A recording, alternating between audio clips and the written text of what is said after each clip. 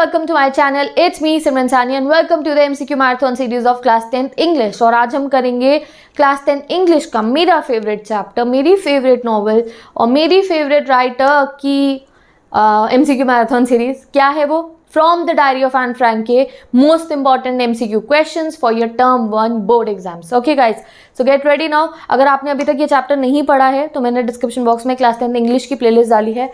मैंने बहुत डिटेल वे में टर्म 1 एंड टर्म 2 दोनों का सिलेबस पढ़ा रखा है in a very friendly, easy and you can say that बहुत ही मज़ेदार लैंग्वेज में जो आपको समझ में भी आएंगी. उसमें भी मैंने 1 मार्क्स कराए हैं. तो अगर चैप्टर नहीं समझा है तो पहले जाके चैप्टर पढ़ो. एंड अब स्टार्ट करते हैं हम अपनी MCQ marathon series. We will be doing so many question जो आपके चैप्टर की हर एक लाइन को कवर करने वाले हैं. इसी तरीके से मैंने MCQ marathon series 10th SST की कंप्लीट करा दी है.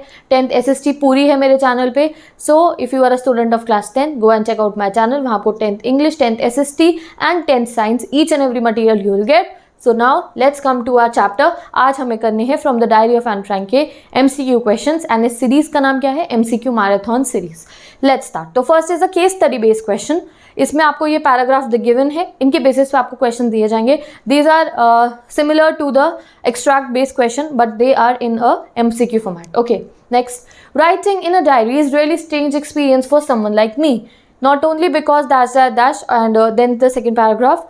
Paper has more patience than people. ये जो लाइन है पूरे चैप्टर की from the diary of Anne Frank के, ये मोस्ट इंपॉर्टेंट लाइन है एंड इस पर डेफिनेटली आपके एग्जाम में क्वेश्चन आएगा. ठीक है, मतलब 90% तो आ ही सकता है इस पे क्वेश्चन. ठीक है.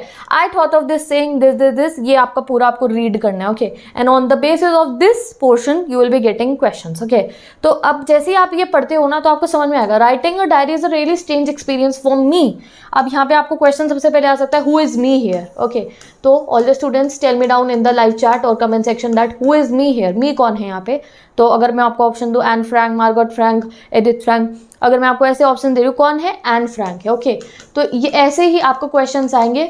Just that you have to be vigilant. Okay, next देखते हैं. अब हम रियल क्वेश्चन स्टार्ट करते हैं. Who is the author of from the diary of Anne Frank? कौन है ऑथर? एन फ्रैंक है. Next question. To whom does I refer to in the extract? I कौन है? Margaret Frank, Anne Frank, Otto Frank या mister Keesing? तो correct answer बताओ मुझे. Yes you all are right. I यहाँ पे है एन फ्रैंक. एन फ्रैंक खुद की बात कर रही हैं.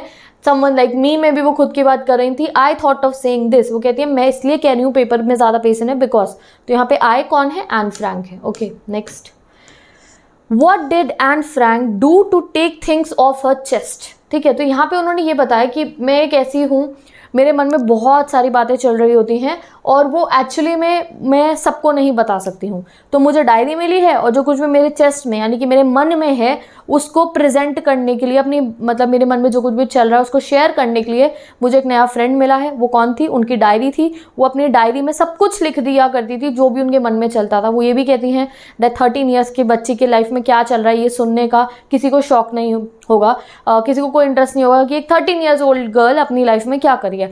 बट अगर आप इसकी अपोजिट साइड पे देखो कि आज के समय पे this is the best seller novel. और एन फ्रैंक ने जब डायरी लिखी थी तो उनको ऐसा लगा था कि किसको क्या इंटरेस्ट होगा मेरी इस डायरी को पढ़ने में. बट यू गाइज नो ये डायरी बहुत लोगों की फेवरेट नॉवल है. It is the best seller novel all over the world. और आज हम सब वो 13 ईयर्स के बच्चे की कहानी पढ़ते हैं. ओके, चाहे 6 में बच्चे होते हैं, 7 में होते हैं, हमेशा चैप्टर का इस तरीके से चैप्टर भी आते हैं और हर कोई जो है इस नॉवल को पढ़ते भी हैं. तो आप देख सकते हो कि ये आप कह सकते हो बिल्कुल ऑपोजिट हुआ उनकी लाइफ में. उन्होंने सोचा था कि मेरी बातें कौन पढ़ेगा और आज हम सब उनकी बातें पढ़ते हैं. उनका जो पेन था उसको भी शेयर करते हैं और जो हैप्पी मोमेंट्स आते हैं डायरी के अंदर उसको भी हम फील करते हैं. व्हेन शी वाज हैप्पी, जब वो सैड होती है तो हम उसे भी फील करते हैं. तो उन्होंने स्टार्टिंग में बोला कि मैं 13 साल की हूँ और मेरी लाइफ में किसी को इंटरेस्ट नहीं होगा, बट पूरी वर्ल्ड को उनकी लाइफ में इंटरेस्ट है एंड सब ने ये नॉवल पढ़ी है. तो लेट्स स्टार्ट नाउ. तो ये थोड़ा मेरा फेवरेट टाइप का चैप्टर है तो भाई इसमें I just flow go with the flow. तो चलो अब हम आते हैं अपने चैप्टर पे.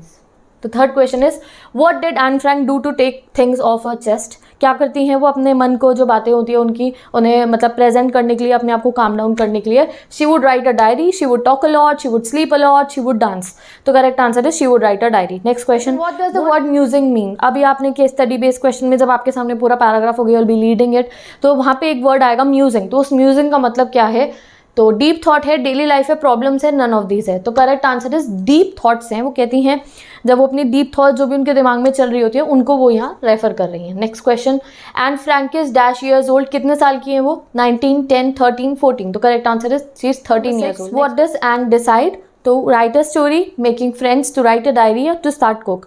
तो देखो यहाँ पे कंफ्यूज मत होना, to write a story and to write a diary में एन फ्रैंक डिसाइड करती है डायरी लिखना, स्टोरी लिखना डिसाइड नहीं करती हैं वो। कहीं आपको लगे कि ये स्टोरी, या आप एक अपना चैप्टर पढ़े हो तो she is a story writer, no, उन्होंने अपनी पर्सनल लाइफ से जो कुछ भी उनकी पर्सनल लाइफ में चला था उसके बारे में उन्होंने एक डायरी में मेंशन करा था, एंड वो आज हम सब पढ़ते हैं। Okay, next question, paper has more patience than people, why did Anne Frank say that? क्यों कहा उन्होंने ये?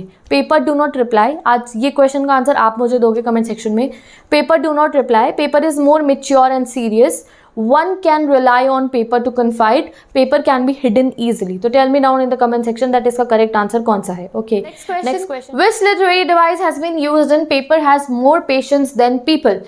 तो यहाँ पे आपको इन 4 ऑप्शंस में से एक लिटरेरी डिवाइस बताना है, सिमिली, ऑक्सीमोरॉन, पर्सोनिफिकेशन या पन। तो according to this question answer है पर्सोनिफिकेशन। वाई? बिकॉज पेपर एक नॉन लिविंग थिंग है एंड पेपर को एन फ्रैंक ने ऐसे दिखाया जैसे पेपर को एक लिविंग बीइंग हो कि इनमें बहुत पेशेंस है, मैं इससे बात कर सकती हूँ, ठीक है। तो ह्यूमन लाइक कैरेक्टर्स दिए हैं पेपर को, एंड पेपर क्या है? एक नॉन लिविंग थिंग है, तो इसको कहते हैं पर्सोनिफिकेशन। एंड एक चीज़ मैं आपको आपके नॉलेज के लिए बता रही हूँ, अगर एग्जाम में डिफरेंट टाइप से क्वेश्चन आता है, यहाँ पे और भी लिटरेरी डिवाइस यूज हो रहे हैं, जैसे कि पी साउंड बार बार, यानी कि पी लेटर बार बार यूज हो रहा है, ठीक है, तो इट इज एलिट्रेशन। जो फर्स्ट वर्ड है, वर्ड का फर्स्ट लेटर है, उसमें P P P, paper, patience, people, इन तीनों में जो है देखो पी वर्ड जो है, पी लेटर रिपीट हो रहा है, तो दैट मीन्स यहाँ पे एलिट्रेशन का भी यूज हो रहा है। नेक्स्ट थिंग इज यहाँ पे मेटाफर का भी यूज हुआ है, because paper has more patience. अब भाई पेपर एक नॉन लिविंग थिंग है, उसमें पेशेंस नहीं होता है, तो जो this is a metaphor also. तो यहाँ पे आप एक तरीके से कह सकते हो that there are 3 kinds of you can say that literary device. First is personification, अगर आपका ऑप्शन में पर्सोनिफिकेशन गिवन है then you will be taking of personification. अब आप सपोज करो यहाँ पे पर्सोनिफिकेशन की जगह एलिट्रेशन होता तो आप एलिट्रेशन भी टिक करते, because P letter is repeating. अब अगर एलिट्रेशन की जगह अगर आपको यहाँ पे गिवन होता मेटाफर तो it would be metaphor. Okay, तो ये चीज़ आपको ध्यान में रखनी है। एंड अगर आप सोच रहे हो कि दीदी अगर तीनों आ गए, तो अगर तीनों आएंगे तो नीचे आपको ऑल ऑफ दीज का ऑप्शन गिवन होगा। ओके, तो let's start the next question, which has been referred to the best friend in the extract? तो what I mean to say, मतलब किस चीज़ को जो है एन फ्रैंक ने अपने बेस्ट फ्रेंड की तरह रेफर करा है? डायरी को, सिस्टर को, अपने फ्रेंड्स को, या ऑल ऑफ दीज को? तो correct answer is diary, first one is correct. उन्होंने डायरी को बोला कि अब से ये मेरी बेस्ट फ्रेंड होगी, ठीक है। I am not planning to let anyone else read this stiff backed notebook, what is referred here? तो वो कह रही है मैं किसी को अलाउ नहीं करूंगी कि मेरी इस नोटबुक को वो पढ़े, ठीक है। अब वो किसके बारे में बात कर रही हैं? अपनी डायरी के, अपनी बुक के, किसी स्कूल की, किसी पेपर के, जिससे, या फिर नन। तो करेक्ट आंसर इज A1, वो अपनी डायरी की बात करिए कि मैं अपनी ये डायरी किसी को नहीं पढ़ने दूंगी। एंड यहीं पे आप जो है इसका ऑपोजिट देख लो, आज के समय पे हम सब ने एन फ्रैंक की डायरी पढ़ी है, ठीक है। तो उन्होंने कहा था मैं किसी को नहीं पढ़ने दूंगी, और हम सब ने वो डायरी वो पढ़ी है। Let's see the next one, how many people she can call friends? तो वो कहती हैं मेरे तो कहने को तो मेरे बहुत फ्रेंड्स हैं, जैसे हमारे साथ भी होता है ना कि we have so many friends, हमारा सर्कल बहुत बड़ा होता है, बट जब हमारे मन में कोई बात होती है, हम दुखी होते हैं, परेशान होते हैं, तो हमारे पे अपने हैप्पी एंड सैड मोमेंट्स को शेयर करने के लिए एक्चुअली में कोई नहीं होता है, बिकॉज हम उन पर ट्रस्ट नहीं कर सकते। अगर मैंने ये बात बता दूँ, ये मेरे बारे में क्या सोचेंगे, कहीं ये बात किसी और को ना बता दे। So many things goes in our mind जब हम किसी को अपने बारे में बताते हैं। तो वो क्या कह रही हैं कि कहने को तो मेरे पास बहुत सारे फ्रेंड्स हैं, तो वो नंबर आपको बताना है दैट उन्होंने कितने फ्रेंड्स कहे थे, 30, 20, 10, 100। तो correct answer is 30। Okay, next question, how old was Anne sister? Anne की सिस्टर कितने साल की थी? 15, 16, 18, 10। Tell me down the comment section. B1 is correct, 16 years की थी एन की सिस्टर। Next question, on the surface I seem to have everything except dash. तो कहती है ऑन द सर्फेस, अगर आप ऊपर ऊपर से देखो तो मेरे पास सब कुछ है एक्सेप्ट डैश। मेरे पास लाइफ की हर चीज़ है एक्सेप्ट डैश। डैश क्या है? वो वन ट्रू फ्रेंड। उनके पास पेट नहीं है, एक पीस नहीं है, शांति नहीं है, या फन, उनकी लाइफ में फन नहीं है। तो correct answer is this one, A1, that is one true friend. वो कहती है कि अगर मैं ऑन द सर्फेस देखूँ तो मेरे पास सब कुछ है, मेरे पास मेरी फैमिली है, आई हैव एवरीथिंग, बस एक चीज़ नहीं है, वो क्या है? One true friend. And this is quite true in today's world, ठीक है। Next question, Anne had everything on this earth except. Same question in a very different language. Anne के पास सब कुछ है except one thing, that is a friend, loving parents, true friend या loving sister. तो correct answer यहाँ पे true friend होगा, फ्रेंड नहीं। उन्होंने क्या बोला? देख रहे हो ट्रू, तो ट्रू वर्ड पे बहुत ध्यान रखना है। अगर आप खाली फ्रेंड करके आओगे और ट्रू वाला ऑप्शन गिवन है तो आपको 0 मिलेगा। ओके, नेक्स्ट क्वेश्चन देखते हैं हम। What Anne share with her friends. अब भाई एन जो है अपने फ्रेंड्स को क्या बातें शेयर करती थी, ठीक है, फ्रेंड्स तो उनके बहुत थे, कहने को तो 30 फ्रेंड थे उनके, क्या बातें वो उनसे शेयर करती थी? हर सीक्रेट्स, अपने सारे सीक्रेट शेयर करनी थी। ऑर्डिनरी एवरीडे थिंग्स, जो कुछ रोजमर्रा में हो रहा होता था वो। हर फीलिंग्स, अपनी हर फीलिंग बताती थी, या नन, कुछ भी नहीं बताती थी। तो यहाँ पे करेक्ट आंसर होगा ऑर्डिनरी एवरीडे फीलिंग्स। वो कहती हैं कि मेरे फ्रेंड्स हैं पर उनके साथ सिर्फ मैं अपनी ऑर्डिनरी एवरीडे फीलिंग्स शेयर कर सकती हूँ कि मुझे भूख लग रही है, ये है वो है, ऑर्डिनरी फीलिंग्स। मैं उनसे अपने मन की असली बात शेयर नहीं कर सकती हूँ। Next question, what was the problem with Anne's friends. तो ये क्वेश्चन नंबर 16 है। दैट एन कहती है कि मेरे फ्रेंड्स के साथ मुझे एक प्रॉब्लम है। First problem, second problem, third problem, क्या है वो प्रॉब्लम? तो option A, she is not able to get any closer to them. वो कहती है कि मैं अपने फ्रेंड से ज़्यादा क्लोज नहीं हो पाती हूँ। Option B, she can not confide in them. Option C, they are not liable to change. तो करेक्ट आंसर इसका होगा D1, that is all of this. वो कहती है मेरे पास फ्रेंड्स बहुत सारे हैं बट मैं उनसे क्लोज नहीं हो पाती हूँ, ना कन्फाइड कर पाती हूँ उनमें। Next question, find out the name of Anne's elder sister. Margot, Sanne, Kitty, Edith. तो correct answer is A, Margot था उनकी रियल सिस्टर का नाम। How many real sister did Anne have. कितनी रियल सिस्टर थी उनकी? 1, 2, 3, नन। तो correct answer is 1। Next question, what name does Anne give to her diary. उन्होंने क्या नाम दिया था अपनी डायरी को? मार्गॉट, साने, किटी, एडिथ। तो correct answer is kitty. At what age Anne's father was married to her mother?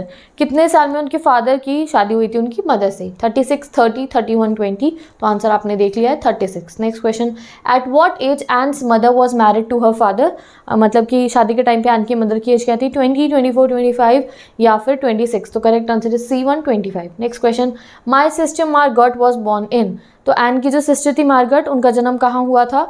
Frankfurt in Germany 1926, Frankfurt Germany 1920, Holland 1933 या Frankfurt Germany 1929। तो correct answer is Frankfurt Germany 1926। Next question, born in Frankfurt, Germany when she was 4, her father immersed to। कहाँ चले गए थे वो? England, France, Holland, Italy. तो correct answer is Holland, you can see here. Next question, when was Anne born? 20 June 1941, 12 June 1929, 20 June 1942 या 20 जून 1944। तो correct answer is 12 June 1929। बहुत अच्छे से इस डेट को आप याद कर लीजिए। Next question 25, and lived in Frankfurt until she was. And Frankfurt में कितने साल तक रही थी? 4, 3, 2, 14 ईयर्स तक। तो करेक्ट आंसर इज 4 ईयर्स तक। And father emigrated to. Anne के फादर कहाँ एमिग्रेट कर गए थे? आपको पता है, हॉलैंड करके गए थे। अब यहाँ ईयर मेंशन करना है। Holland in 1933, Holland in 1930, Poland in 1930 या जर्मनी इन 1933। तो correct answer is Holland in 1933। वो वहाँ पे एमिग्रेट कर गए थे। Next question, Margaret and Anne were sent to dash stay with grandmother. तो मार्गरेट और एन को, यानी कि जो एन फ्रैंक थी और उनकी बहन को कहाँ भेज दिया गया था? तो करेक्ट आंसर इसका हॉलैंड, एचन, जर्मनी, एम्स्टरडैम। तो करेक्ट आंसर इज आचन। तो जब उनके फादर गए थे हॉलैंड तो उस समय पे उनको और उनकी छोटी बहन को उनकी दादी के पास भेज दिया गया था। उनकी दादी कहाँ रहती थी? आचन में। Okay, when Anne sister Margot born. उनकी जो सिस्टर थी वो कब पैदा हुई थी? तो ये मैंने रिपीट करा, अभी ऊपर भी आपको लर्न कराया था। लर्न है तो जल्दी बताओ। 1927, 1926, 1928, 1930। तो करेक्ट आंसर इज, जल्दी बताओ कमेंट सेक्शन में। Next question, when was Anne born. Anne कब पैदा हुई थी? 12 जून 1928, 12 जून 1929, 10 जून 1929 या 9 जून 1928। ये भी दोबारा बताओ, आप ऊपर आपको कराया ना रिवाइज, बताओ जल्दी से। Okay, let's move on to the next question. We are on question number 30 now. Name of Anne's father. Anne के पापा का नाम क्या है? Otto, Frank, Keesing, Edith, van Daan. तो correct answer is Otto Frank के नाम। A1 is Margaret went to Holland in दिसंबर, जनवरी, मार्च, जुलाई। तो करेक्ट आंसर इज 8 दिसंबर। लेट मी टेल यू, अगर आपको याद नहीं है क्या हुआ था। तो देखो, जब एन 4 साल की थी तो फ्रैंकफर्ट जर्मनी में थी 4 साल तक। तो वो जब वो 4 साल की होती है तो उनके फादर हॉलैंड शिफ्ट कर जाते हैं, ठीक है। अब वो जब हॉलैंड जाते हैं तो वो और उनकी जो छोटी बहन है उनको अपनी दादी के साथ रहना पड़ता है आचन में। अब उसके कुछ समय बाद जो है जो मार्गरेट हैं और एन है दोनों वापस जाते हैं हॉलैंड। मतलब कि वो हॉलैंड चले जाते हैं अपने फादर के साथ रहने के लिए। तो पहले मार्गरेट जाती है और कुछ समय बाद एन जाती है। तो मार्गरेट कब जाती है? मार्गरेट जाती है दिसंबर में। एंड लेट्स सी एन कब जाती है? Anne Holland in dash when she was plunked down on the table as a present for Margaret. तो जब एन हॉलैंड जाती हैं तो उनको as Margaret's birthday present table पे रख दिया जाता है, वो बताती हैं। तो एन कब शिफ्ट करती हैं हॉलैंड अपनी दादी के पास से? फरवरी, जनवरी, मार्च या फिर जुलाई? तो बताओ correct answer. Correct answer is A, फरवरी। तो आप देखो ना, जैसे नॉर्मल घर में शिफ्टिंग होती है कि पापा हॉलैंड में काम सेट करने गए हैं, तो कुछ समय के लिए वो दोनों बहनें दादी के साथ रही और फिर सब लोग जो है वापस हॉलैंड शिफ्ट कर जाते हैं, ठीक है। Next, in the 6th form my teacher was, तो वो कहती है 6th क्लास में मेरी टीचर कौन थी? Mrs Kuperus, Mister Keesing. तो correct answer is A1, Mrs Kuperus थी उनकी teacher. In the dash grandma fell ill and had to have an operation so my birthday pass with little celebration. तो वो बताती है इस समय में मेरी दादी की तबीयत खराब थी, उनका ऑपरेशन हुआ, तो मेरे बर्थडे पे ज़्यादा सेलिब्रेशन नहीं हुआ। समर ऑफ 1941 या विंटर ऑफ 1941? तो करेक्ट आंसर है summer of 1941। This is common sense. 12 जून को है हमारी एन फ्रैंक का बर्थडे, तो 12 जून समर में आती है, तो वो कह रही है समर ऑफ 1941 में दादी की तबीयत खराब होती है, इसलिए मेरे बर्थडे पे ज़्यादा सेलिब्रेशन नहीं होती है। समर ऑफ 1941, ठीक है। Next question, who was Mrs cuprous? कौन थी? एन की मदर थी, एन की नेबर थी, एन की फ्रेंड थी, ends teacher in the 6th form, यानी कि 6th फॉर्म में जब वो थी वो वाली टीचर थी। तो correct answer is Anne's teacher in the 6th form. Next question, present date of dash and the song dedication to the diary. तो भाई उन्होंने जो एक्चुअली में डायरी लिखना स्टार्ट किस दिन पे करा था? प्रेजेंट डेट जिस दिन उन्होंने डायरी में लिखना शुरू करा उसको नाम दिया 20 जून 1942 या 20 July 1940? This you have to tell me down in the comment section कि कौन सी डेट से वो डायरी लिखना एक्चुअली में स्टार्ट करती हैं। Okay, next, what did Anne Frank did an make her first entry in her diary? पहली entry वो कब करती है? 20 जून 1940, 20 जून 1941, 20 जून 1943 या 20 जून 1942? तो correct answer is this one. तो यहाँ मैंने ऊपर आपको क्वेश्चन बोला था और यहाँ मैंने आपको आंसर बता दिया है। नेक्स्ट क्वेश्चन पे चलते हैं अब हम, question number 38। Which subject did Mister Keesing teach? तो अब हम नेक्स्ट टीचर पे आ गए हैं। मिस्टर कैसिंग कौन सा सब्जेक्ट पढ़ाते थे? Maths, English, Hindi, science. तो correct answer is mathematics. On which subject Mister Keesing give an essay to Frank? क्या सब्जेक्ट पे, यानी कि क्या टॉपिक पे ऐसे लिखने को देते हैं first time? A wooden box, a chatter box, a shutter box या अ शटल बॉक्स? तो correct answer is a chatter box. Next question, question number 40। Where had Anne inherited habit of speaking too much? Anne को इतना ज़्यादा बोलने की आदत किससे लगी थी? From her mother, from her grand mother, from her uncle, all of these? तो correct answer is from her mother. Has been used in quack quack quack said mistress chatterbox. Repetition, oxymoron, alliteration, simile? तो correct answer is repetition use हुई है, quack quack quack. Okay, question number 43। The second essay is supposed to be incorrigible chatterbox, quack quack quack, all of the following? Comment section में answer करो। Correct answer है incorrigible chatterbox। Next question, what had Anne written with the help of a friend? तो Anne अपनी friend की मदद से क्या लिखती है? An essay, a poem, a prose, a drama? तो correct answer is a poem. A poem का नाम क्या है वो आप मुझे कमेंट सेक्शन में बताओगे। Who help N in composing that poem? कौन हेल्प करता है? सानी, सैम, साने या सनी? तो करेक्ट आंसर है साने, उनकी फ्रेंड का नाम सैन था, वो हेल्प करती है उनकी पोएम लिखने में। How did Mister Keesing react to the poem written by Anne with the help of a friend? अब मिस्टर कैसिंग जो मैथ्स टीचर जिन्होंने लिखने को दी थी पोएम, वो कैसे रिएक्ट करते हैं उसको? He got angry, he started laughing, he appreciated her, he started making fun of Anne? तो correct answer is third one, वो उनको अप्रिशिएट करते हैं उनको। Okay, next question, what happened to the baby ducklings in the poem? Baby ducklings को क्या होता है पोएम में? They were beaten to death, they were eaten away by their father, they were beaten harshly by their father या none of this? तो correct answer जल्दी बताओ comment section में क्या हुआ था। अब जो ये नेक्स्ट है ये पैराग्राफ है और ये है आपका क्वेश्चन बैंक बेस्ड क्वेश्चन, जो लास्ट ईयर क्वेश्चन बैंक निकला था सीबीएसई का, उसका पूरा का पूरा सेम टू सेम क्वेश्चन है ये हमारे। Let's see. Mr. Kessing had a good laugh at my arguments, but when I proceeded to talk my way through the next lesson, he assigned me a second essay.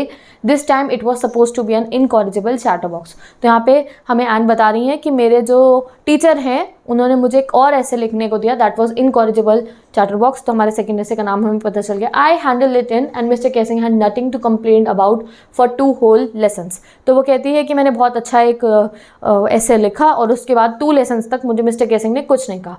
How ever during the third lesson he would finally had enough, मतलब third lesson तक वो उनका मतलब कि बहुत हो चुका था मेरा, तो उन्होंने क्या करा, उन्होंने एन फ्रैंक को as a punishment for talking in the class एक एस्से लिखने को दिया, quack quack quack said Mistress Chatterbox. Based on the extract, pick the option with the list of words that best describe Mr. Kessing.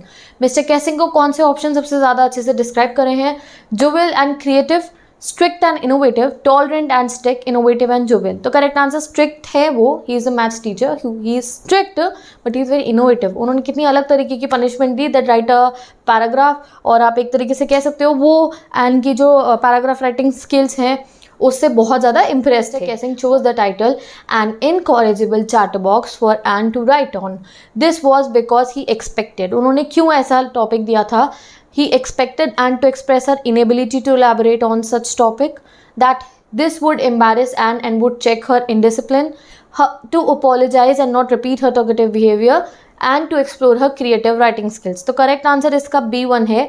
उन्हें लगता है कि ये N जो है इनकॉरिजिबल चैटरबॉक्स ऐसा टॉपिक सोच के जो है एम्बेरस फील करेगी और आगे से जो है डिसिप्लिन में रहेगी क्लास में, बट ऐसा कुछ नहीं होता है. How did Anne feel when she was punished the third time by mister casing?